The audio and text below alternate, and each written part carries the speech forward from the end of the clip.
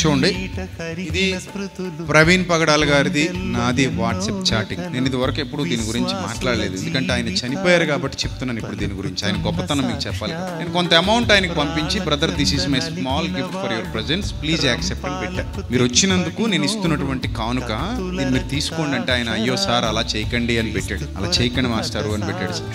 ఇప్పుడు అన్నాను ప్లీజ్ అన్న, జస్ట్ నా సాటిస్ఫాక్షన్ కోసం మీరు ఉంచుకోండి, మీరు దేవుని పనిలో ఉపయోగించండి అని పెట్టాను. మీరు దేవుని సేవ చేస్తున్నారు కదా, నాకు తెలుసు మీరు ఎంత గొప్పగా పరిచర్య చేస్తున్నారు. మీరు ధనాన్ని దేవుని పరిచర్యలో వాడండి, నేను ఇచ్చేది తక్కువే, వాడండి. మీరు దేవుని పరిచర్యలో వాడండి. మీరు బోల్డ్ అంత ఖర్చు పెట్టుకుని వస్తారు, మీ చుట్టూతో బోల్డ్ అంత మంది ఉంటారు, చెయ్యాలి, ఇంకా చాలా పరిచర్య చేయాలి. ఈ పరిచర్యలో మీకు ధనం ఉపయోగపడుతుంది, ఉపయోగించండి అని చెప్పేసి పెడితే చూడండి ఆయన ఏమని పెట్టాడంటే, నాకు సార్ ఫార్మాలిటీ ఎందుకులేండి మనకి అన్నాడు. లేదన్నా పర్లేదన్నా ఉంచండి ప్లీజ్ అని పెడితే నాకు వెంటనే కింద దేనికి వాడమంటారో చెప్పండి, నేను 4 రకాలైనటువంటి పరిచర్యలు చేస్తున్నాను, మీరు దేనికి వాడమంటే దానికి ధనాన్ని వాడతానని పెట్టాడు. అది అతనికి ఉన్నటువంటి యథార్థత.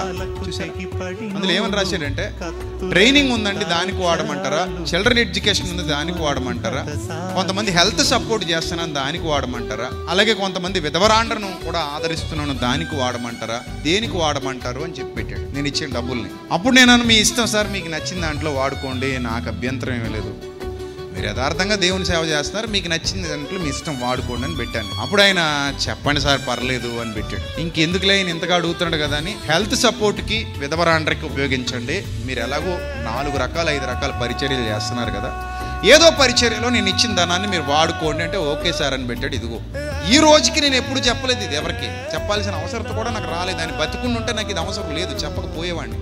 కానీ ఈరోజు ఆయన యథార్థత ఏంటో మీకు తెలియాలి అని చెప్తున్నాను. ఒక సేవకుడిగా మరో సేవకుడు ఏంటో నాకు తెలుస్తుంది, అలాగే నేనేంటో ఆయనకి తెలుస్తుంది, ఆయన ఏంటో నాకు తెలుస్తుంది. సో వాళ్ళు చేస్తున్న పరిచర్య ఎలా ఉండబోతుందో ఎలా ఉంటుందో కూడా తెలుస్తుంది. అది ఈయనకున్న యథార్థత. కొంతమంది అలా ఉండకపోవచ్చు, కొంతమంది మోసం చేస్తూ ఉండొచ్చు సమాజాన్ని, కానీ వాళ్ళు దేవునికి ఒకరోజు ఏం చేస్తారు, లెక్క చెప్పుకోవాల్సి వస్తుంది ఖచ్చితంగా. ఈరోజు ఆయన అలా ఉండుంటే ఆయన మరణించకపోయేవారేమో, ఆయన ఇంకా మన మధ్యలో ఉండేవారేమో అని నాకు అనిపించింది, నా మనసు కనిపించింది. సో ఏదేమైనా ప్రియమైన క్రైస్తవ సమాజం గుర్తుపెట్టుకోండి, సేవకులు అనేవాళ్ళు సత్య సంబంధులుగా మన మధ్యలో ఉండడం మనకి దీవెన, మనకి ఆశీర్వాదం. అందుకే బైబిల్ గ్రంథంలో ఒక మాట ఉంది, సువార్త ప్రకటించి వారి పాదములు సుందరములు, వారు సువార్తను ప్రకటింపకపోయిన ఎడల మీరెట్లు విందురు, ప్రకటించి వారు పంపబడని ఎడల వారెట్లు ప్రకటించుదురు. అందుకే సువార్త ప్రకటించి వారికి సహకారులుగా నిలబడండి అన్నాడు.